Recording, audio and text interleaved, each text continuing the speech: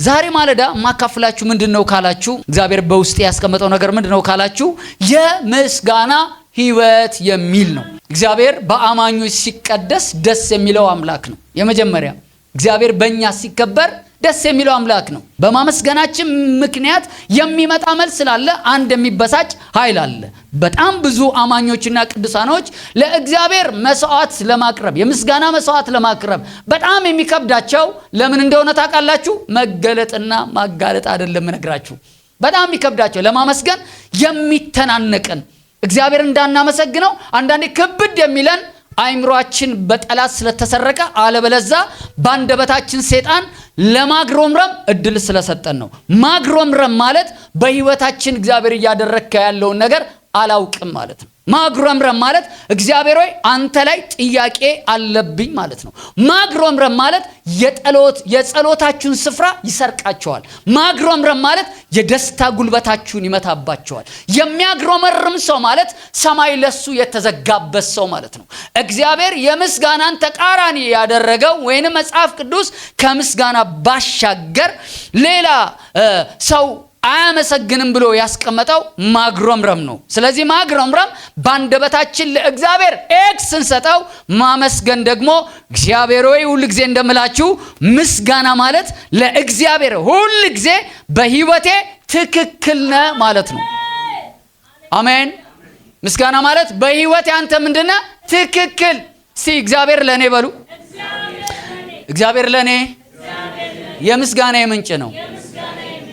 ዛሬ እዚህ ቦታ ላይ ያመጣችሁ የነርታችሁ የመጣችሁት መኪናና ይዟችሁ የመጣው ታክሲ አይደለም። እዚህ ቦታ ላይ እንድትመጡ ያደረገ እግዚአብሔር ከምታዩት ከማታዩት ከማትፈልጉትና ከማትወዱት ነገር እየጠበቀ የዛሬን እሁድ ማለዳ እንድትኖር ስለፈቀደ እንጂ ላያኖረን የሚችል ብዙ አጋጣሚዎች ነበሩ። በጣም እኔ ከምጠላው ነገር አንዱ አንዳንዴ በጣም እግዚአብሔርን ለማመስገን አይገርምም እግዚአብሔር ወይ ብላችሁ ስለ ምስጋና አልጀመርኩላችሁም። ዛሬ ጠንካራ ትምህርት አስተምራችሁ ነው የጌታን ራት ምን ወስዶ ማለት ነው። በዚህ አቅጣጫ አንድ ምናፈርሰው የጠላት ዓለም ስላለ ነው። ስለዚህ አንዳንዴ እግዚአብሔር ደስ የማይለውን ልንገራችሁ። ደስ የማይለውን አይገርምም እግዚአብሔር አመሰግናለሁ ቢኮዝ እንትና እንኳን የሆነ ክራንች የያዘ ሰው ስንመለከት እኔ ግን እግር አለኝ ብሎ ማመስገን ኃጢአት ነው።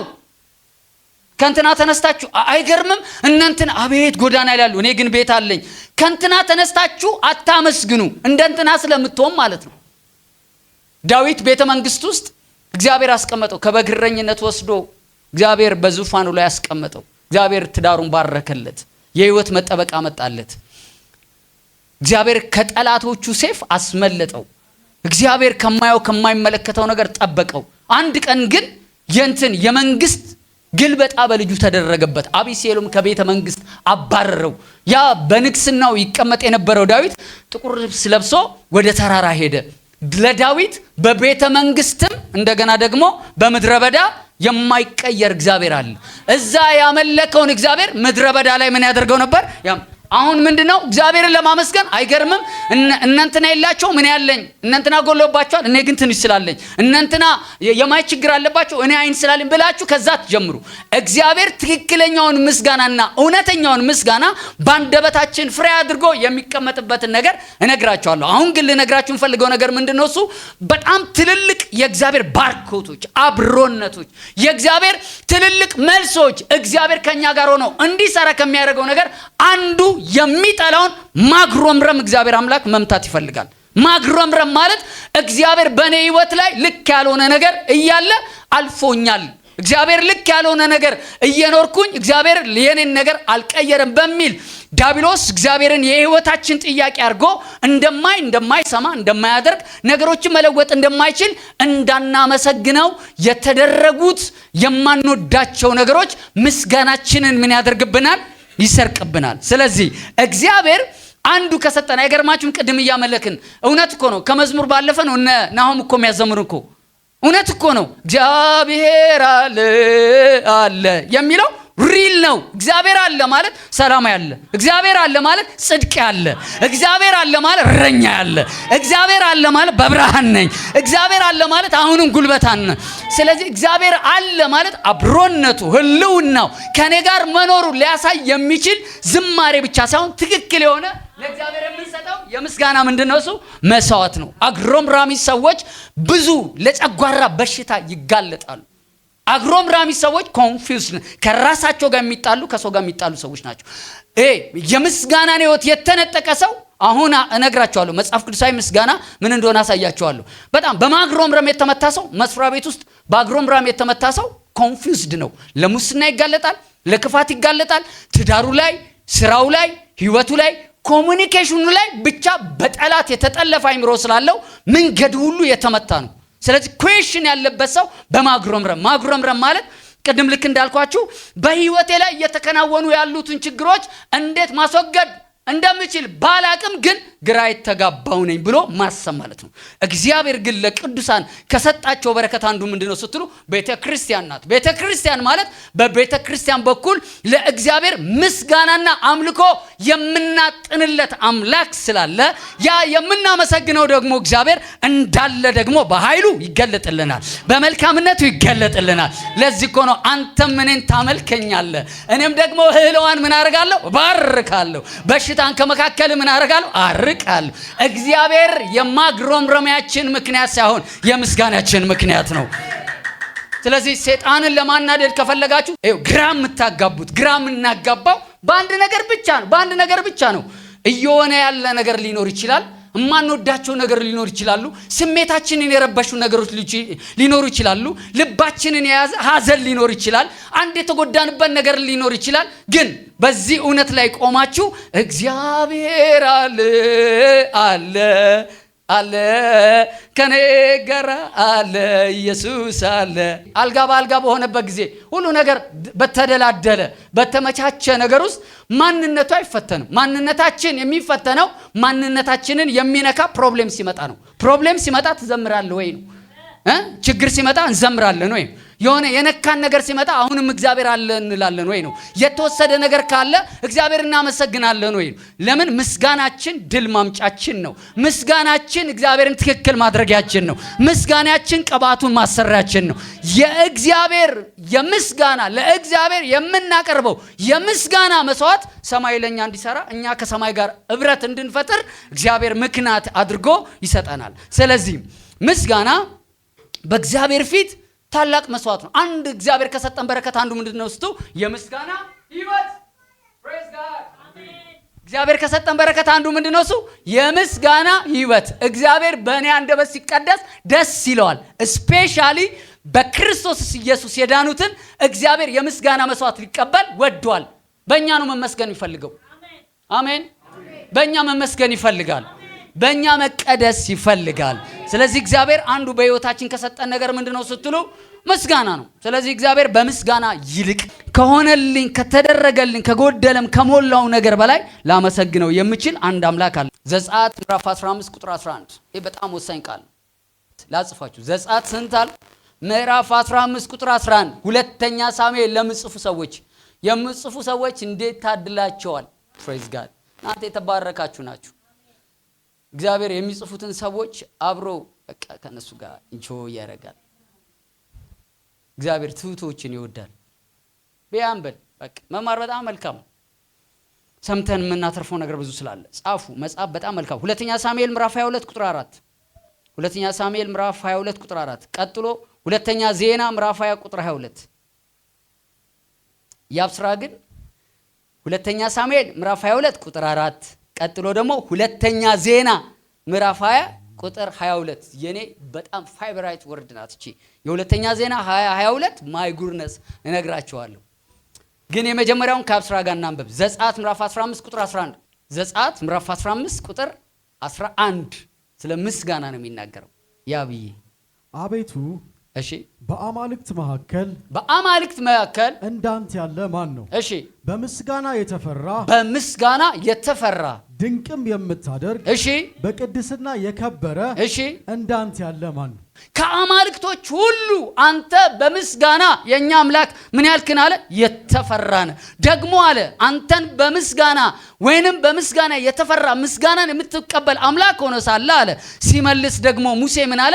ድንቅን ደግሞ ምን ታደርጋለህ አለ? ታደርጋለህ። አየ የሚመሰገነው እግዚአብሔር ምን ያደርጋል? ድንቅን ያደርጋል። እግዚአብሔር ተአምራትን ያደርጋል። አንተ ከአማልክቶች ሁሉ ምን ያደረክን አለ?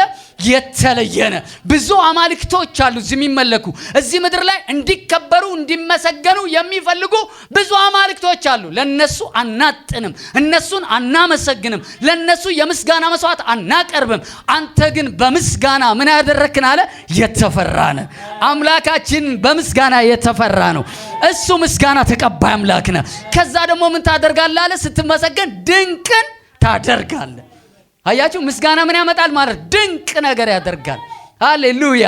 ሁለተኛ ሳሙኤል ምዕራፍ 22 ቁጥር 4 ያ በጣም ደስ ይላል። ይሄም ምስጋና የሚገባውን ምስጋና ምን የሚለውን የሚገባውን እስቲ ኮንፌስ አድርጉ። ምስጋና በሉ ጮክ ብላችሁ ምስጋና የሚገባውን።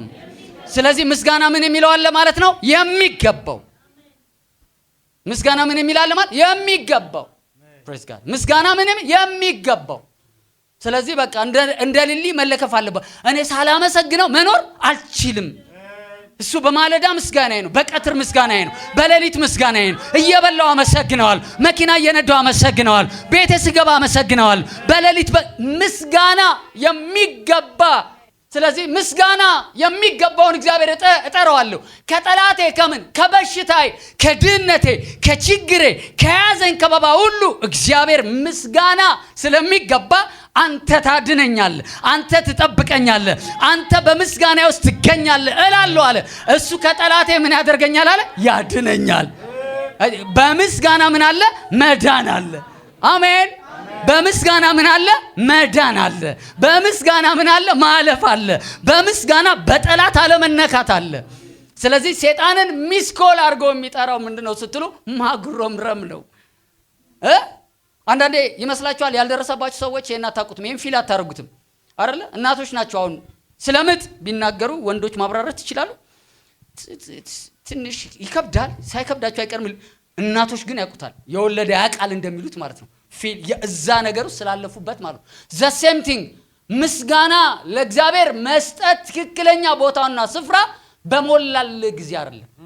አባት ሲሞት ምስጋና እንሰጣለን ነው። እናት እግዚአብሔር በሆነ ነገር አክብሮ የሆነ ነገር ስታጣ ወሰደ እንኳን ባትልም እንደየው እግዚአብሔር ሰጠ እግዚአብሔር ነሳ ባትልም እግዚአብሔር ሰጠ እግዚአብሔር ሰጠ ብለህ ብትጨርስም እንደዛ ብትል በጣም መልካም ነው አለ። የማይነካን ማዕበል የለም እዚህ ምድር ላይ እስካለን በቆሸሸችና በረከሰች ምድር ላይ ነውጥ ባለባት ምድር ላይ የማይነካካን ነገር የለም። አለቃ ያባራል፣ ከመስሪያ ቤት ይባራል፣ ገንዘብ ያጥራል፣ የሆነ ኩዌሽን አለብን በብዙ ጥያቄዎች ለምንም እንላችሁ እዚህ ነገር ውስጥ ሆነ ምስጋናን የሚሰዋ እሱ እኔን ያከብረኛል ያከብረኝ ሪስፔክት ያር ምስጋና ማለት ለእግዚአብሔር ጉቦ ሳይሆን አንተ ሁሌ ከኔ ጋር እንደምትሰራ አውቃለሁ እየሆነ ያለውን ነገር ሳይሆን እየሆነ ያለውን ነገር የምትቀይር አንተ እንደሆንክ አውቃለሁ ማለት ነው። ኢየሱስ ጌታ ነው። ዛሬ የከበዳችሁ ነገር በኢየሱስ ስም ለእግዚአብሔር በመንሰዋው የምስጋና መስዋዕት የተመታ ይሁን። ስለዚህ አንደበቴን አላቆሽሾም። እሱ መልካም ነው ብዬ ክፉ ነው አልልም። ይባርካል ብዬ ይነጥቃል አልልም። ይሰጠኛል ብዬ ይሳሳል አልልም። እሱ ለኛ ምስጋናችን ነው። ለዚህ ነው ይሄ ሳሙኤል ላይ ሲናገር ምን አለ? ያብድገምልኝ ማይ ጋድ። ይሄን በቃ በጣም ወንደርፉል ወርድ ያማኞች አንዱ ምልክት ይሄ ነው። ምስጋና የሚገባውን ምስጋናን ምን የሚል የተገባው ማን ነው? እሱ የተገባው ማን ነው? እሱ እግዚአብሔር። እግዚአብሔር ምን ይገባል? ምስጋና። ፕሬዝ ጋድ ጎ ሄድ። እግዚአብሔርን እሺ እጠራለሁ፣ እሺ ከጠላቶቼም እሺ እድናለሁ። ስለዚህ ስም አይደለም ማለት በኢየሱስ አይደለም ምስጋና። ከፍቶኛል ትላለህ ማለት የሆነ ክፍት ዛሬ ክፍት ብሎኛል ስትል ዘምር ዘምር ይለኛል። ስጋን ሰዎች ለደረሰባቸው ነገር ማስረጃ አላቸው። ፍጥረታዊ ሰዎች ለማመስገን ሩቅ የሆኑ ሰዎች አምላካቸውን በትክክል የማያውቁ ለምስጋና ቅርብ ያልሆኑ ሰዎች ድሮም ዘመድ የለኝም ድሮም የኔ ነገር እኔ ምን አባቴ ብሎ ይጀምራሉ። ከምን አባቴ ሳይሆን ሁሉን ነገር በሚያደርግ በሚሰራ በሚያከናውን በማይተውን በማይረሳን በእግዚአብሔር እሱ ምስጋናን የሚሰዋ እኔን ምን ያደርገኛል አለ? ያከብረኛል። ኢየሱስ ጌታ ነው። ዛሬ የማጉረምረም አጀንዳዎች የተሰበሩ ይሁኑ። አይምሮአችሁን የያዘ ማንኛውም ነገር እግዚአብሔርን እንድትጠይቁት ያደረጋችሁን እንዲሸሽ ያደረጋችሁ ሐሳቦች ሁሉ በምስጋና ኃይል የተመቱ ይሁኑ። ስለዚህ ምስጋና በጣም ወንደርፉል ነገር። የሚያመሰግኑ ሰዎች በኋላ ላይ ይመጣሉ። የሰላም ሰዎች ናቸው። የሚያመሰግኑ ሰዎች ደስተኛ ናቸው። የሚያመሰግኑ ሰዎች እንደ ፓስተር ካዜ ዛሬ ዝንጥ ብለ የሆነ ነገር ሲመጣ ሱፍን ጥለ የሆነ ቲሸርት አድርገ ምናምን የሚያመሰግኑ ሰዎች በጀመሩ ቴምፖ ይቀጥላሉ። ታውቃላችሁ አይደለ? ወንድማችን ይሄ ዳዊት የሚባለው በጣም እጁ ላይ ካለው ነገሮች አንዱ ምንድነው? ስለት አይደለም። የዳዊት ኃይሉ ስለቱ አይደለም። ዳዊት እንደምታውቁት ዋሪየር ተዋጊ ነው። ዳዊት ወጣ ማለት ድል ሳያደርግ አይመለስም። አምላክ ሆይ ነገሩን የሚጀምረው ከመንበርከክ ነው። ጌታ ሆይ ችግርና መከራ ደርሷል፣ ምን አደርጋለሁ ይለዋል። በዚህ ጋር ልሂድ ወይስ በዚህ ጋር ይላል። አቅጣጫ ይጠይቃል። አይ በዚህ አይደለም፣ ጠላቶች ያለው በዚህ ነው። የዳዊት ኃይሉ ግን ስለቱ አይደለም፣ ፈረሱም አይደለም፣ ቅባቱም አይደለም። ዳዊት እጅ ላይ እነ ዳዊት ቤት ብትሄዱ እዛ ጋር በገና፣ እዚህ ጋር ማስንቆ፣ እዛ ጋር ኪቦርድ፣ ቤቱ ጠቅላላ አንዴ እዚህ ጋር ኪቦርድ ይመታል፣ አንዴ ጊታር። እግዚአብሔርን ለማመስገን ሳሎኑን፣ መኝታ ቤቱን፣ እያንዳንዱን ነገር ለምስጋና ለእግዚአብሔር ምን ብሎታል? ለይቶታል። በአንድ ወቅት ዳዊት ቤተ መንግስት ሳይገባ እረኛ ሆኖ ስለሚያውቅ ዳዊት እንትናን ማነሱ ሳኦል ሊገለው ይፈልግ ነበር። መዝሙረ ዳዊት ምዕራፍ 23 ሲጀምር ለኔ እግዚአብሔር እረኛዬ ነው የሚያሳጣኝ የለም አለና የዘመረው ይሄ ሁሉ የዘመረው የቱን ሊያሳያችሁ እንደሆነ ታውቃላችሁ? በሞት ጥላ ሸለቆ ውስጥ እንኳን ቢሄድ ዋናው እረኛዬ ነው ብሎ እግዚአብሔርን አስቀድሞ የሞት ጥላውን ያመጣው ለምንድን ነው ስትሉ፣ እግዚአብሔር ለኔ እረኛዬ ነው፣ እሱ እኔን አያሳጣኝም፣ በለመለመ በረፍት ውኃ ዘንድ እኔን የሚመራኝ አለ። በሞት ጥላ ሸለቆ ውስጥ እንኳን ብሄድ እንኳን አንተ ከኔ ጋር ነህና ክፉን ምን አላደርግም እንጂ። ዳዊት ምን አለ ባልተቀባው። የቅባት ውጤት እኮ ነው ትግል። ይሄ ቅባት ያመጣብኝ ጣጣ በንጉስ ጆሮ ውስጥ በንጉስ ልብ ውስጥ ገብቼ ሊገለኝ ቅባቱን ሊደፋ ኖ። ዳዊት የሚያወራው ቅባቱንና ቀቢውን ጥሪውንና ጠሪውን ስለሚያውቅ በሞት ጥላ ሸለቆ ውስጥ እንኳን ብሄድ አግሮመርማለሁ አለን፣ ክፉን አልፈራም። ኢየሱስ ጌታ ነው። በምስጋና ዛሬ ማለዳ ድል የሚነሱ ነገሮች አሉ። የዛሬ ማለዳችን እኔ ፕሮፌሳይ ሳረጋለሁ፣ እኔ ትንቢት እናገራለሁ። የዛሬ ማለዳ ምስጋና ድልን ያመጣል። የዛሬ ማለዳ ምስጋና ከነገሮቻችሁ ያወጣቸዋል።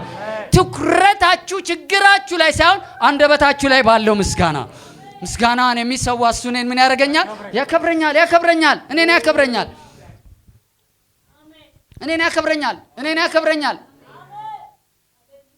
ስለዚህ ምስጋና ወሳኙ ነገር በመከራ ጊዜ፣ በፈተና ጊዜ፣ ለምባ ቅርብ በሆንበት ጊዜ፣ ብቻችንን በሆን ጊዜ፣ ሰዎች ልክ እንደ ፈንድሻ አጠገባችን የነበሩ ሰዎች ሲበተኑ፣ እጅ ያስከው ነገር ሲሳሳ፣ በልጆች በራስ ነገር ላይ ተስፋ ስትቆርጥ፣ መድኃኒቱ ምን እንደሆነ ታውቃላችሁ? ሄቨንሊ ሜዲሲን ምን ይባላል? ምስጋና ይባላል። በምስጋና የማይነሳ ነገር የለም። በምስጋና የማይታለፍ ነገር የለም። በምስጋና እግዚአብሔር እጆቹን ያስገባል። ለምን? ምስጋና። አመሰግናለሁ፣ ደስ ብሎኝም አመሰግናለሁ፣ ከፍቶኝም አመሰግናለሁ፣ ሲሆንም አመሰግናለሁ፣ ሳይሆንም አመሰግናለሁ። እግዚአብሔርን አመሰግነዋለሁ ማለት ሆያውያ አይደለም። አንዴ መተናል አንመለስም። ሆያውያ አይደለም። እግዚአብሔርን አመሰግነዋለሁ ማለት አንዴ ተደግፌብሃለሁ፣ ስለዚህ እንደማትከዳኝ አውቃለሁ፣ እማመሰግን እንደማትሆኝ አውቃለሁ። የህይወቴ እርግጠኛነት ያለው አንተ ላይ ነው። ስለዚህ I praise you, I worship you, I honor you because you are my Lord, you are my shepherd. Without you I'm nothing. እግዚአብሔር ተስፋችን ብቻ ሳይሆን ተስፋ ለምላሜ ነው።